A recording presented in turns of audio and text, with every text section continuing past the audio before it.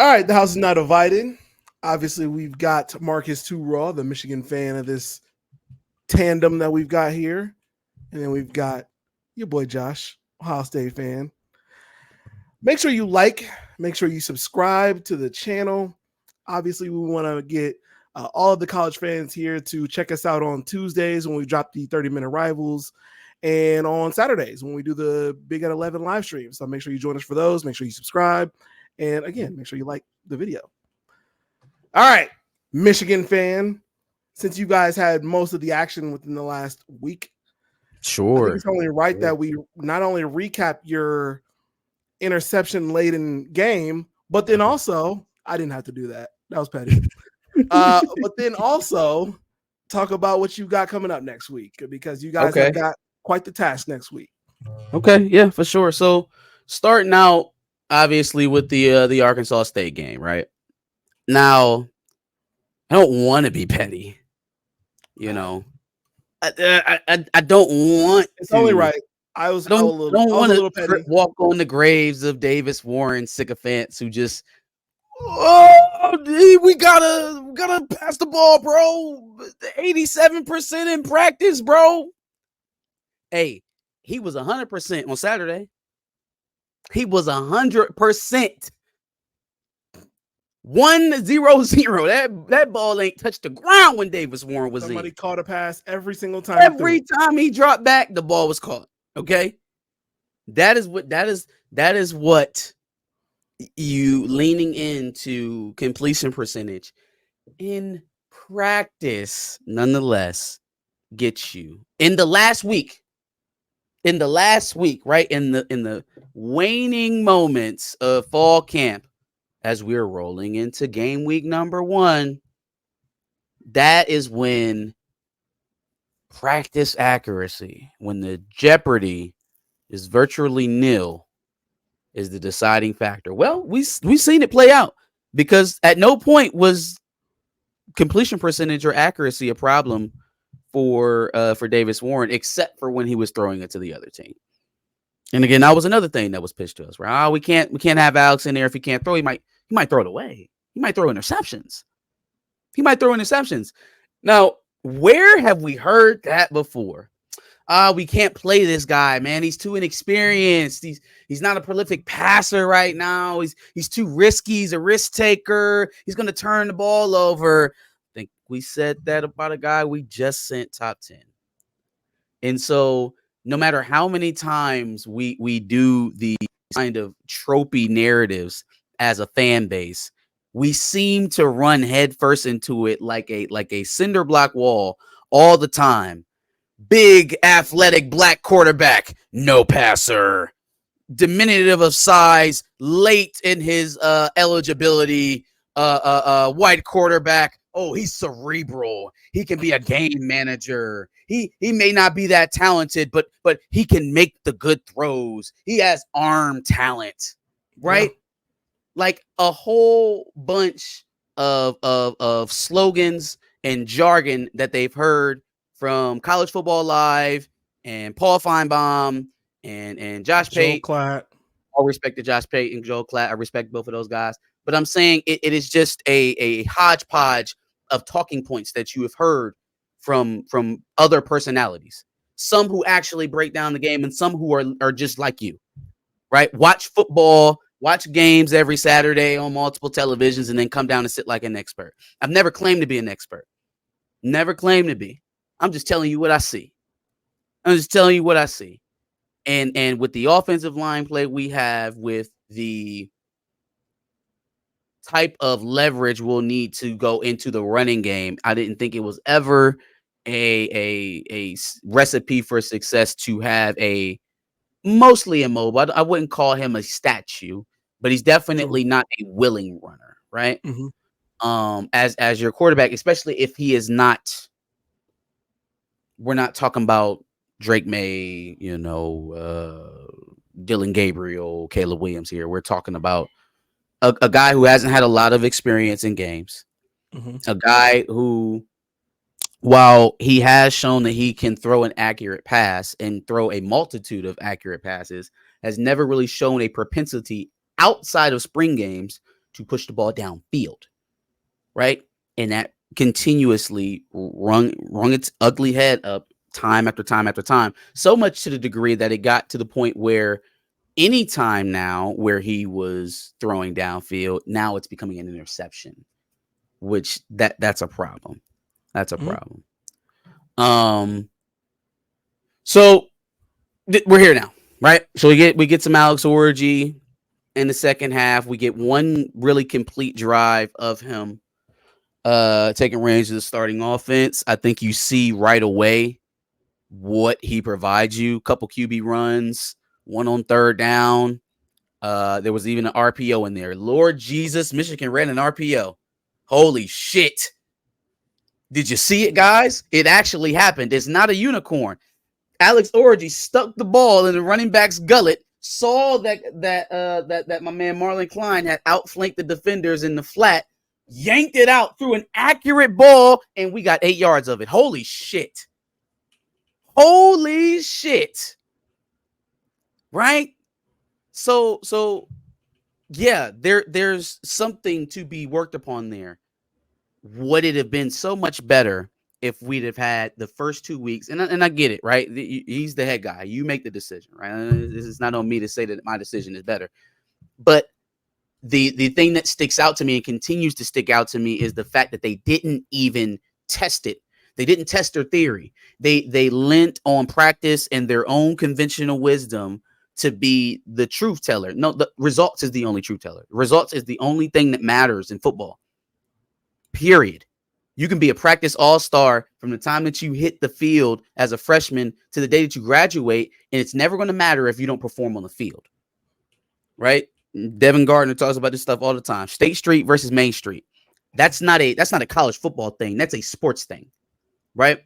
That is practice, that is repetition when the anxiety, right? When you're not forced to rely on muscle memory, you are actually able to diagnose a lot slower because we're doing controlled situations versus a game, which is helter skelter. Anything can happen. You don't know what to expect. There's an opponent on the other side. There's no controlled situation. It's deal with it as it comes and react and trust that the reps that you've put in during the week of practice has prepared you to react. They made the switch. And so now we're on a course, I believe, to win games the way that Michigan started winning games in the first place, and that is bludgeoning people to death. I love it. People don't like it. People see it as doom and gloom. Oh man, wide receivers, fire Ron Bellamy. Hey, look, man, we can have a discussion about Ron Bellamy in the offseason, okay? We can have a discussion about him in the offseason because right now, dropping back and throwing the ball 30 times a game is not going to be our strength anyways. Sure. Not that the passing game doesn't need to improve, but it needs to be more focused on efficiency other than pure yardage or, touchdowns or, you know what I mean? Like if you had the envision in your mind that Michigan was going to average 250 in the air, 250 on the ground and have perfect symmetry, I think that died week 1. I don't even understand what the obsession with that is, man. Like why, and this is not a player thing. This is more so of a fan base thing. Why we are so afraid of just being who we are. You know what I mean? Like, it's not like you haven't had success, and it's not like it's not something to sell. It is truly the essence of football. Toughness, run the ball, defense. So often through the regimes over the time of Michigan, we've gotten so enamored with the idea of the new Michigan or the Michigan evolution. We've done this so many times, right? From Rich Rod to Hoke when he had Devin Gardner and DG to Speed and Space with Josh Gaddis, getting Shea Patterson from Ole Miss. There's always been this longing to reinvent or to be like other programs. And each and every time we've taken that step or we've committed to doing it that way, it has failed miserably. And I'm not saying it can't be done. What I am saying is you've been successful here over the last 4 years doing the exact opposite of that. You've been successful here over the last 4 years, getting guys that want to be here, focusing on strength and conditioning, focusing on trench play as the most important thing leading your team, right? And then winning games based off of those principles and also time of possession. That is how you wrangled the monster down and you claimed the Big Ten 3 out of 4 years, or the last 3 years, excuse me, and won a national championship. So why shy away from that? If Alex Orji gives you the best chance to lean into that and maximize it, why shy from that at all? Why even run the, oh well, but we could be a pass? No. Being a passing team is not what won you in the first place. It's not what got you here. Don't be like that guy down south, thinking that he invented football and that I'm smarter than the game. I can do it my way. You know what I'm saying? Right? Because even now, I think he's finding success by giving away some of the responsibility and getting back to some other things that have worked for him in the past, and not necessarily putting it all on the quarterback's arm. As much as y'all love Will Howard down there, I know you're going to talk about him. So that's Arkansas State. I think that here for USC, it is going to be a daunting task for a couple of reasons. Not only are you facing another elite offense, but you are also touting a quarterback now that you haven't given meaningful snaps in the first 3 weeks. So it's tough because you're going to expect him, you're going to want him, you're going to urge with every bone in your body for him to hit third down throws, right? For him to be on target early in first down play action if they so choose to bless us with something like that, right? And as much as I have confidence in him being able to do that, I'm also cognizant of the fact that the man hasn't been asked to do that all season, right? I would like to think that he's been ready and waiting for this moment and he's going to play like it and it's going to actualize itself. But there is a natural bit of trepidation, seeing as how they have not played him. And so there is going to be a learner's curve here at some point for Alex Orji. Best case scenario, we somehow make it out of this game without it rearing its ugly head. That is probably not the most likely scenario. There is going to be a time in this game against USC where he's called upon to be a difference maker. So how do you most likely get that out of him in the short order until you're able to get him completely comfortable being the guy? I think number one, his passing downs have to be on first down. I think the running game is confident now that you can cut into that deficit if you don't win consistently on first, right? Because they're not facing Arkansas State, obviously. So the 300 yards that they got versus them is a little bit of an asterisk. But at the same time, the blocking was better. You didn't have all of the missed assignments that you had against Texas and Fresno. And that was the stuff that we said needed to improve for the run game to improve. So if that continues to trend that way, I would expect the running game to continue to trend that way. Control the early downs. Don't be afraid to RPO, because I think it is going to be one of the better things for him. Like early down play action was good for Davis Warren. Like the flea flicker was good for Davis Warren. I think those type of plays are going to be good tone setting plays. It's going to steady the box a bit, and it's also going to calm down Orji to be able to make further throws down the field confidently because he's already got a couple completions under his belt. Keep leaning on Khalil Mullins. I think he's going to be a horse for whoever we line up with against this year. I think he's proven that. Find ways to put the ball in Donovan's hands.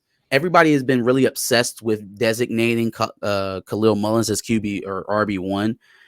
Even if that's the case, we're still devoid of weapons right now. So saying, all right, we'll give Khalil the ball 25 times and then, just let Donovan flutter off in your memory is not really an answer. That 17 carries that he got against Arkansas State needs to be pretty consistent. Now, whether that's 17 carries or, 10 carries, 7 passes, whatever, right? He needs to touch that ball because he's one of the only players on the offense who has the ability to go 90. All right. And we're going to need that at some point. So continue to find ways to involve Donovan. I'm not mad at all three of them being on the field at the same time. I think you're going to see a good amount of that.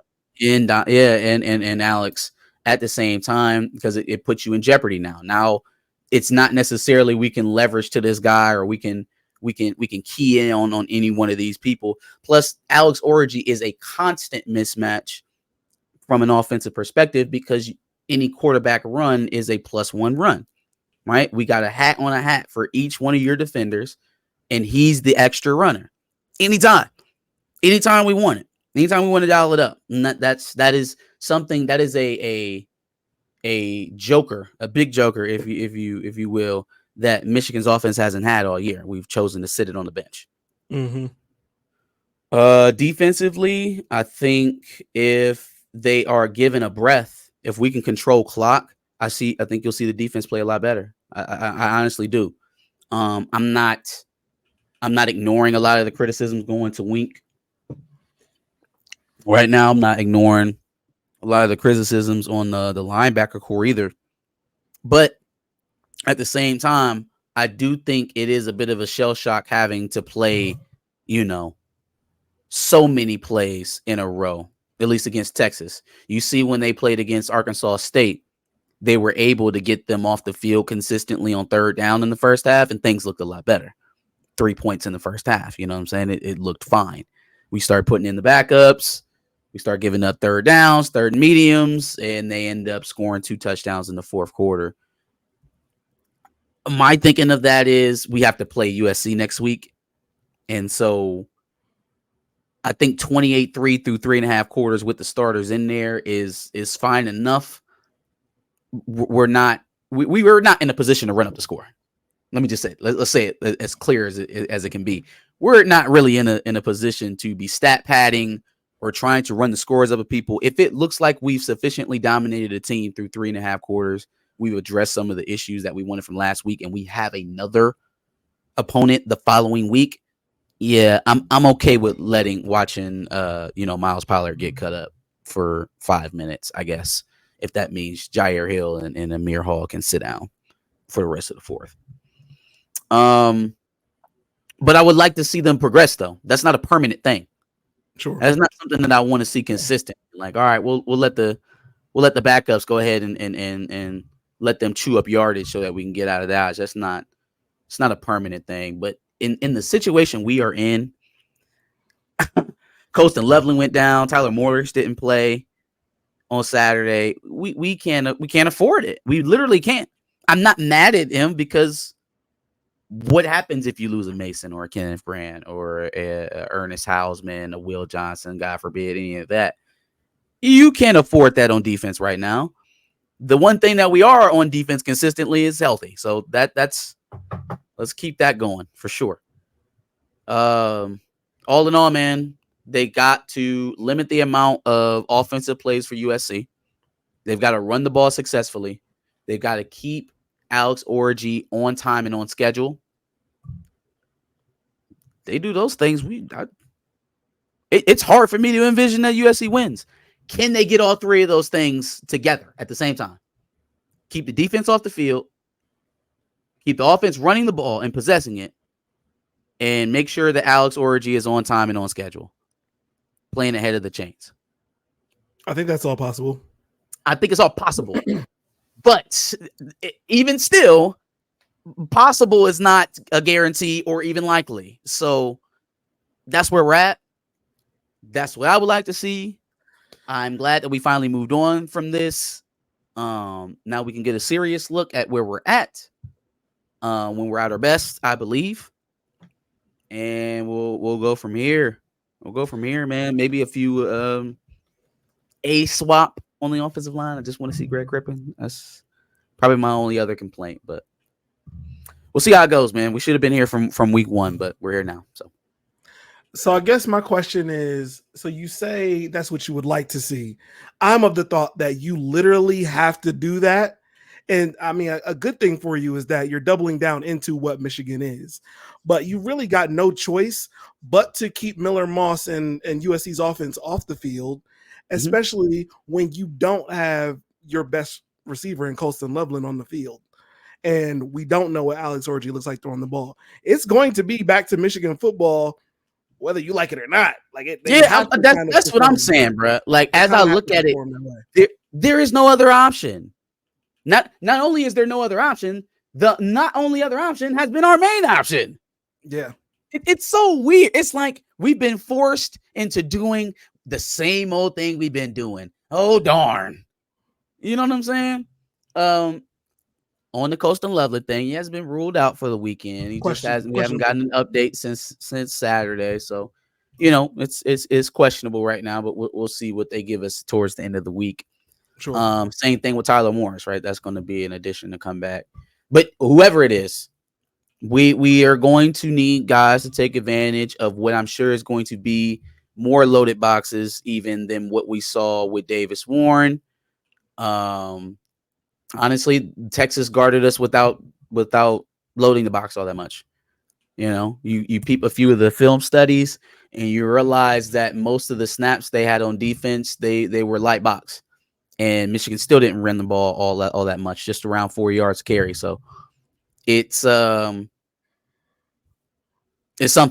But now with them pulling safeties down, probably to stop the quarterback run or probably stop RPO or whatever it is they're going to lean into with Alex, that is going to give him an opportunity for one-on-ones where we didn't have them with Davis Warren. So just got to hit some. Got to make him respect it. We'll see what's going on. Absolutely. Cool. Tell us more about your daring fight versus the Marshall Thundering Herd this weekend. Well, let's be honest. This is going to be quick because it's Marshall. Right. There's not really too much breakdown I have to do. If I have to tell you what I think is going to happen, I like to mention my parlays on the channel now, just because I'm getting back into it.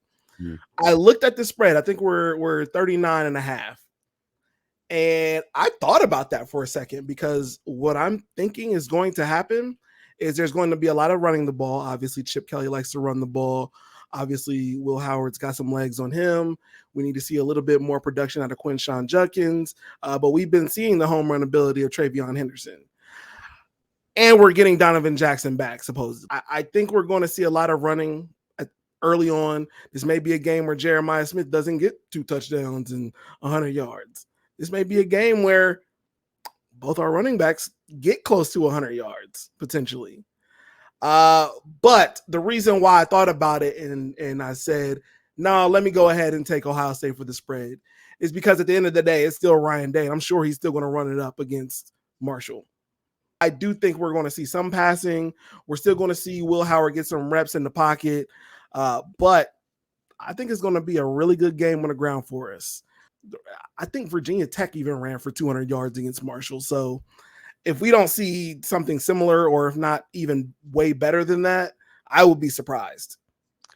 These breakdowns are going to be very annoying for a while, because while Michigan is getting looking do or die games in week 3 and 4 here, or excuse me, week 2 and week 4, y'all get the run over Akron and Marshall, and it feels so lopsided. Like, yeah, we probably gonna have 100 yards per back. And it's like, well, maybe he can complete 10 of 12. Maybe he can complete 10 or 12 passes. Anyway, it's going to be a light day in the air for Will Howard, I think. Yeah, I bet. How do you guard against fool's gold, I guess, because I know with us, the one thing that kind of kept us on track was the defensive stats. Obviously, they always like to have the sacks, TFLs, rushing yards allowed, that kind of stuff. They're always big on those stats. At least they've had, defensive coordinators over the last couple of years that were big on those stats. But also on the offense, it was, all right, how are you running the ball? Because, of course, we've had the Joe Moore winning lines and stuff like that. So there was things to measure success on. With Ohio State, the things that you would think that you guys measure success on, they don't really falter year to year. You always have 1,000-yard receivers. You always have a prolific passer at quarterback. You also have a 1,000-yard rusher or something in the backfield at least. So, what is really the measure of getting better for Ohio State, I guess, in these early stages compared to last year, where I don't think it looked all that different? Maybe you were doing it in a different style. In terms of output, I think it's pretty similar, at least in the out of conference, minus Notre Dame, of course. I was gonna say literally last year we had a test in Notre Dame and kind of faltered a little bit, quite a bit in that one. And so that kind of told us what kind of team we were for the most part, especially when facing adversity. This time around, you're calling it fool's gold because we haven't faced that adversity. So we really I mean, won't I'm not trying to say until- it automatically is, but I'm saying how do you make sure that it's not? I mean, it's kind of a loaded question because there's no way to know until you play somebody. Yeah. But again, like, is there anything, I guess, in particular you were looking to improve over last year that you haven't necessarily checked the box off on because of the level of competition? Well, really, the one of the main things was Will Howard's confidence and seeing how he comes into a whole new offense and seeing how he gels with the team. That was like the first thing for me. He seems to check that box in spades the first couple of games, and I don't think that's going to falter anytime until he actually sees some sort of adversity. And even then, I don't know, because what does this team look like when it faces some talent? They probably look similar, or maybe not. It's possible that they have a Notre Dame game. I don't honestly think so, but it's just one of those things that I'm not really going to be able to tell you until we actually see some sort of stress test, so it's a loaded adversity. Yeah. But for now, all I can say is I'm sure the Buckeyes are enjoying the ride for what it is. Oh, I know you are, and of course they're enjoying dancing on our grave at the moment. I caught heat from Mr. Garrison over there from Scarlet and Blue. But hey, look, like you said, like we both said, until we see a team with the pulse roll into Columbus or we see them roll into their house, it's always going to be but just like it was with us all year until we start playing Big Ten play and then getting to Penn State and Maryland, Ohio State, right? Teams that they preyed on our downfall for. Same thing is going to happen with Ohio State. So I guess keep focused. We'll see what happens down the road. I will say this. One, we've seen a first half against Akron where we didn't play that well, but I'll give that first game jitters. And then we've seen other teams in the Big Ten falter at times this season, be it a Oregon, be it a Penn State, be it a Michigan. There's been tons of teams that have also faltered. So who's to say that even when they play those teams even deeper in the regular season, that we're still that team? It is the most, after having a big output of draftees, it is the worst probably position to be in, to have to be at full strength at week 2. That is for senior latent, ready to make a college football title run type teams are prepared to do. We're not that right now. And so we weren't prepared to face that type of team in week 2. Yeah. I don't think that necessarily means you're dead for the season. And the coaching staff, that's probably where they come into play here, has to have the resolve to keep guys in that state of mind. Like, yeah, look, we're down, but we're not out. And if you stay down, then you will be out, right? If you let this defeat you this early, then you might as well hang it up and let somebody else play because it's too early to tuck in like that, right? I know there are a lot of fans that are already on that train, and that's okay. You know, that's what fan stands for, fanatic. You're not supposed to be rational. But within Schembechler Hall, I would hope that there's resolution. I hope that there is conviction to move forward and get and right this shit. So we'll see how it goes. If I can tell you one last thing that I think I can be confident in as a Buckeye fan going into some of those games where we might face some adversity, got a lot of experience and a lot of depth. So those are two things that at the very least I feel like I can lean on against the Oregon, against even a Nebraska, a Penn State. We got tons of depth and experience in spades. So hopefully that'll lend itself towards late October, November. Yep. Same. I have the same ideas. Like a lot of the young guys that we're riding on right now, Jair Hill, Evan Link. This is the first college game play for Evan Link, and for Jair Hill, this is his first time starting. And guys are going after him to start the game automatically. They're going right after him. So there is going to be a bit of growth there regardless, right? Because teams are pointing them out as the weak links right now while they're in the game. That is either going to break a player or make a player. right? You're either going to get a stronger player as a result of that.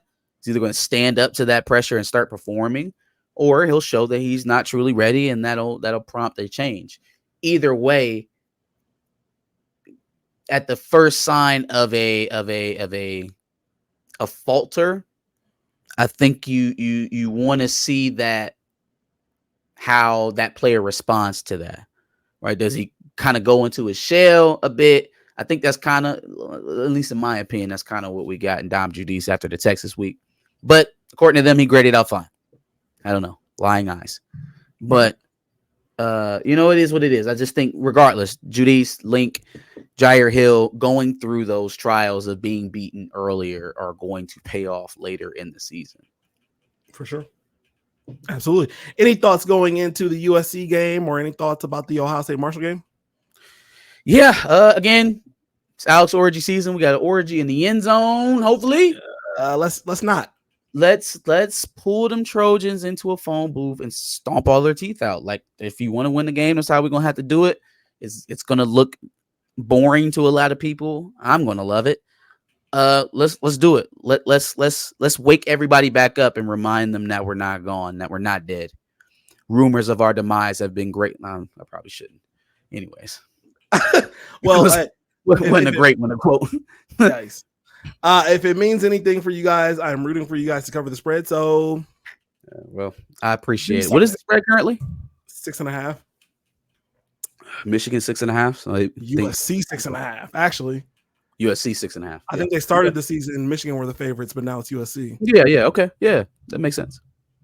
I think it's gonna be a close game either way. So, I still think USC has to travel. I still think USC has to play a non-traditional game than what they'll have to, right?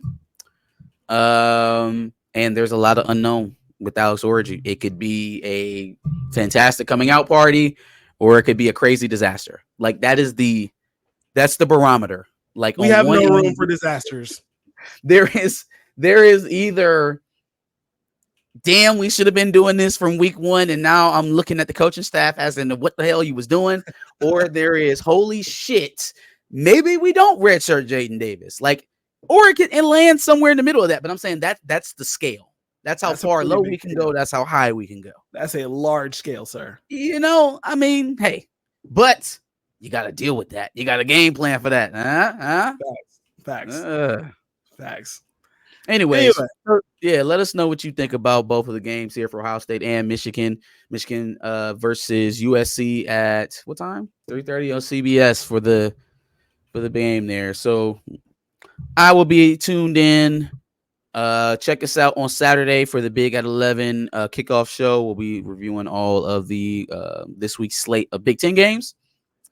Make sure, again, you like, share, and subscribe, and keep up with us. We will be here all the way through the national championship game. Absolutely. Make sure you subscribe to Follow College Football for the rest of the season. We will be covering the best of the Big Ten and, of course, the rivalry between Ohio State and Michigan. Peace.